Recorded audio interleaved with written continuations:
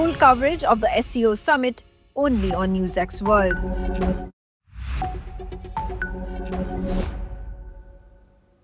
Hello and welcome viewers, I am Pia and you're watching NewsX World. Let's take a look at the top headlines this hour.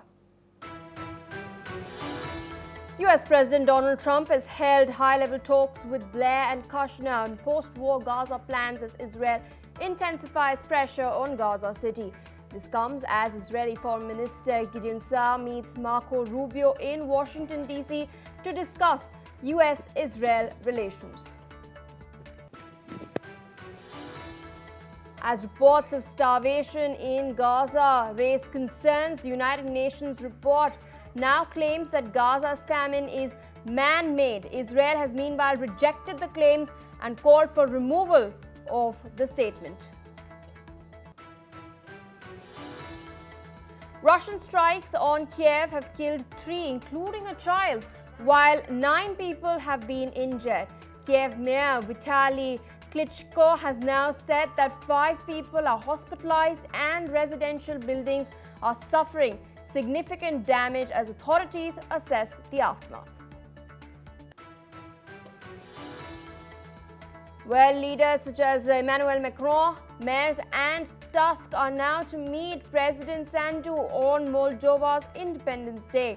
The leaders have pledged strong support for the country's path to joining the EU, stating that the door to Europe remains wide open. US envoy Tom Barak has cancelled his trip to southern Lebanon after Hezbollah supporters protested his visit. This comes amid Hezbollah's talks for disarmament.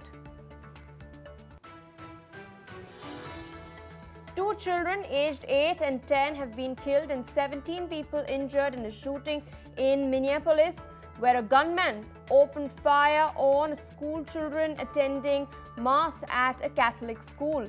US authorities have called the attack an act of domestic terrorism and a hate crime targeting Catholics.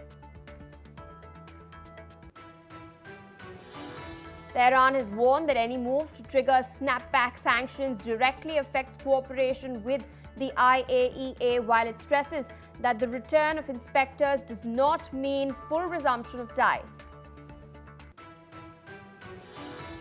French Prime Minister has warned against snap legislative polls. He has compared the country's finances to a leaky boat. Meanwhile, French President Emmanuel Macron has defended his government and offered full support to the embattled Prime Minister.